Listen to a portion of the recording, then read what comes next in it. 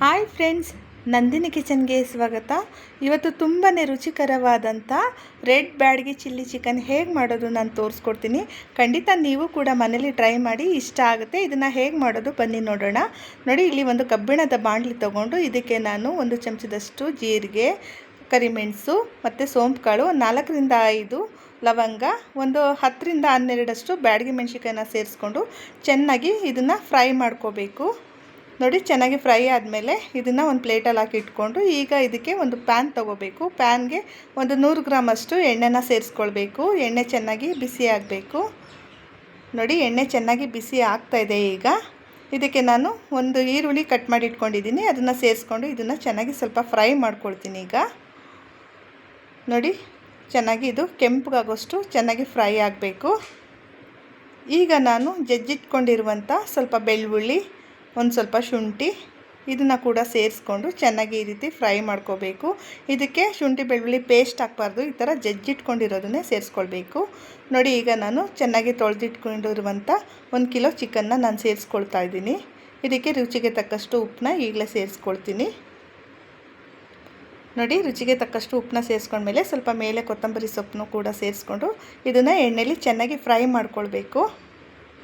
ಇದು ಎಣ್ಣೆಲೇ ಫ್ರೈ ಆಗಬೇಕು. ಅಷ್ಟು ಚೆನ್ನಾಗಿ ನಾವು ಫ್ರೈ ಮಾಡಿಕೊಂಡ್ರೆ ತುಂಬ ರುಚಿಯಾಗಿ ಬರುತ್ತೆ.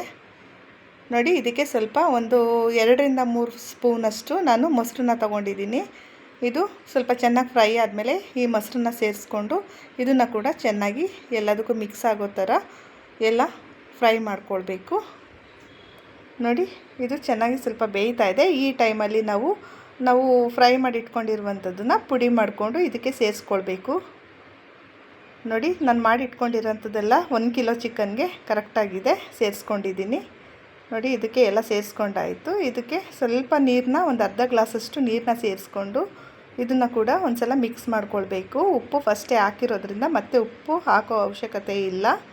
ನೋಡಿ, ಸರಿಯಾಗಿ ಕರೆಕ್ಟಾಗಿ ಬರುತ್ತೆ. ಈಗ ಇದಕ್ಕೆ ಒಂದು ಲಿಡ್ನ ಮುಚ್ಚಿ ಚೆನ್ನಾಗಿ ಬೇಯಿಸಬೇಕು. ನೋಡಿ, ಇದು ಚೆನ್ನಾಗಿ ಒಂದು 10 ನಿಮಿಷಗಳ ಕಾಲ ಚೆನ್ನಾಗಿ ಬೆಂದಿದೆ.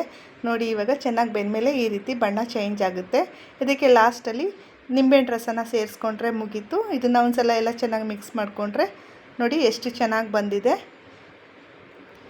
ನೋಡಿ, ನೀವು ಕೂಡ ಮನೇಲಿ ಒಂದು ಸಲ ಟ್ರೈ ಮಾಡಿ. ಖಂಡಿತ ಈ ಚಿಲ್ಲಿ ಚಿಕನ್ ನಿಮ್ಗೆ ಇಷ್ಟ ಆಗುತ್ತೆ. ಖಾರವಾಗಿರುತ್ತೆ, ಅಷ್ಟು ರುಚಿಯಾಗಿರುತ್ತೆ. ಖಂಡಿತ ಈ ವಿಡಿಯೋನ ಮಿಸ್ ಮಾಡ್ಕೊಳ್ಬೇಡಿ. ಎಲ್ಲರಿಗೂ ಈ ವಿಡಿಯೋ ಇಷ್ಟ ಆದರೆ ಲೈಕ್ ಮಾಡಿ, ಶೇರ್ ಮಾಡಿ, ಕಮೆಂಟ್ ಮಾಡಿ, ಸಬ್ಸ್ಕ್ರೈಬ್ ಮಾಡೋದನ್ನು ಮರಿಬೇಡಿ. ಇಷ್ಟೊತ್ತು ನಾನು ವಿಡಿಯೋ ವಾಚ್ ಮಾಡಿದ್ದಕ್ಕೆ